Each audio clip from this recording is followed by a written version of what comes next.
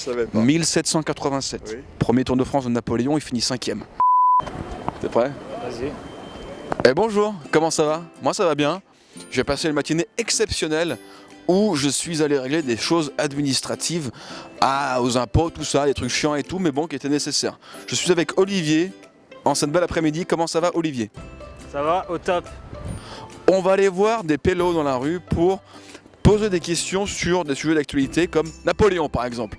Des sujets d'actualité bien sûr. Bonjour madame. Il y a Christine Boutin qu'on va essayer d'interviewer. Bonjour Christine. Bonjour. Vous allez bien? Oui. On fait un petit sujet sur l'histoire et sur Napoléon. Passer à la télé? C'est pour France O. D'accord. Télévision. Ok. Et en fait on cherche à savoir ce que les Français pensent de Napoléon. Est-ce que pour toi ce serait plutôt un génie ou un tyran? Moi je me rappelle en parlant de Napoléon, quand je parlais de Napoléon à mon grand-père qui me disait un jour viendra, on arrivera à bien parler de Hitler. Donc en parlant de Napoléon. Un tyran ou plutôt un génie? Les deux à la fois, un tyran et un génie, bah oui. Napoléon pour vous, ce serait plutôt un génie ou plutôt un tyran? Oh, je ferais plutôt un génie. Plutôt un génie. Un petit peu comme le génie de la lampe Aladdin. Ouais, je connais pas. Quelqu'un, tu as la lampe qu'on frotte, et comme ça, splouche, Napoléon apparaît, et il dit on va tout niquer à Austerlitz. Bon, mais je sais pas. Ah, elle sait pas trop. Eh bien regardez là, vous voyez la grande roue qui tourne là? Le saviez-vous, cette roue a été créée par Napoléon. Il est arrivé à Lyon en 1815. Il remontait de l'île Sainte-Hélène. Vous savez qu'il a été exilé parce qu'il avait fait des bêtises et tout quoi. Non mais non. Il était en exil à Sainte-Hélène, il arrive ici, il remonte pour les 100 jours Oui. pour essayer de reconquérir le pouvoir. D'accord. Oui. Il arrive place Bellecour pour essayer de galvaniser la foule et pour essayer de récupérer des nouvelles recrues et des jeunes gens pour partir à la guerre. D'accord. Et là il dit je veux créer une attraction pour les Lyonnais. Parce qu'il aimait beaucoup les Lyonnais, Je Napoléon. savais pas ça. Ah bah je vous l'apprends, incroyable. Il crée la grande roue. Oui. Pourquoi il crée la grande roue? Parce qu'en fait Napoléon, il aimait bien tout ce qui était relatif à la roue. Parce qu'en fait avant c'était un coureur cycliste. Ouais, carrément. Et il a fait 2 Tours de France. Il a notamment participé à 3 Tours de France, Napoléon. C'était un des premiers, c'était un de nos premiers champions. Il y a eu Laurent Fignon depuis, il y a eu les Laurent Jalabert, tous ces gens-là. Bernard Hinault. Bernard Hinault, le blaireau, comme on l'appelle dans les années 80. Un des meilleurs, il a fait 5 Tours de France, Bernard Hinault, exceptionnel. Parce que c'était un très bon grimpeur, parce que vous savez qu'il est corse, Napoléon. Donc quand il était petit, vers Ajaccio, il montait dans la montagne, avec son vélo, tac tac, et il faisait l'école comme ça.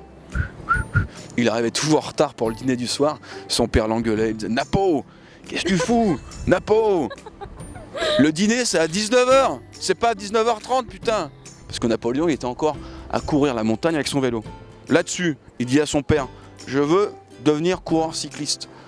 Et son père lui répond mais non pas du tout, Napoléon, on est des nobles, tu vas faire une carrière dans la noblesse d'État, hors de question que tu fasses le Tour de France. Napoléon il dit non, je veux faire le Tour de France. Et il va et tout, il s'inscrit. Je savais pas. 1787, Oui. premier Tour de France de Napoléon, il finit 5e. Oui.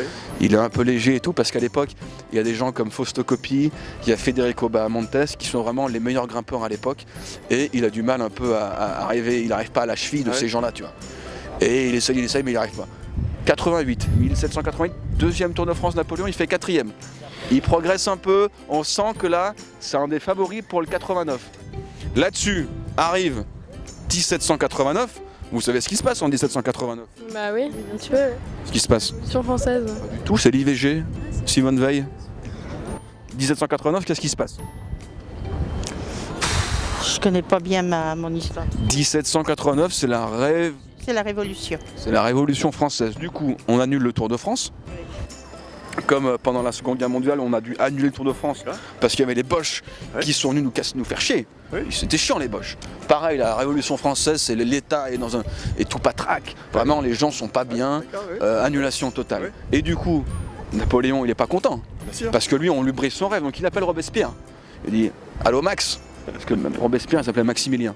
C'était Maximilien de Robespierre. Oui. Allô Max, qu'est-ce que c'est que cette histoire il n'y a plus le Tour de France alors que tu fais une révolution de merde et mon Tour de France alors? Et Robespierre il lui répond ouais mais je suis désolé mais c'est comme ça, nous on est là pour balayer la royauté. Donc Napoléon est un peu vénère, il dit à Robespierre mais tu fais chier, comment ça? Moi mon rêve, tu es en train de briser mon rêve de coureur cycliste. J'étais en passe, je commençais à doubler Faustocopie dans l'école. Et Robespierre il lui nique tout, donc il dit à Napoléon, il lui dit vas-y je monte puisque c'est comme ça, je monte à Paris et je vais tout niquer. Et il arrive et tout, et là, tac, Danton guillotiné, Robespierre guillotiné, Alexandre Lacazette guillotiné, tout le monde guillotiné. Il arrive, il fait le consulat. Donc il se pose et tout comme ça, et après il va envahir l'Europe. Pourquoi il envahit l'Europe, Napoléon? Parce qu'il a échoué au Tour de France. Et ça, les gens ne savent pas forcément. Mettez ça dans vos devoirs d'histoire, les jeunes qui nous regardent. Je sais qu'il y en a beaucoup qui nous regardent en ce moment. Mettez ça, et là, c'est le 18 assuré. Faites une dissertation sur la frustration de Napoléon et tout. Moi, il faut que j'y aille. Hein. Je vais aux archives. Pas de soucis. Bonne journée à toi. Au revoir. Salut, bye. Poulidor, Éternel Second, il y avait Jacques Anquetil qui était dopé parce qu'apparemment, déjà, il est mort tôt. Et en général, les gens qui mouraient tôt, je te sens à fond dans Ça veut rien dire. Hein. le...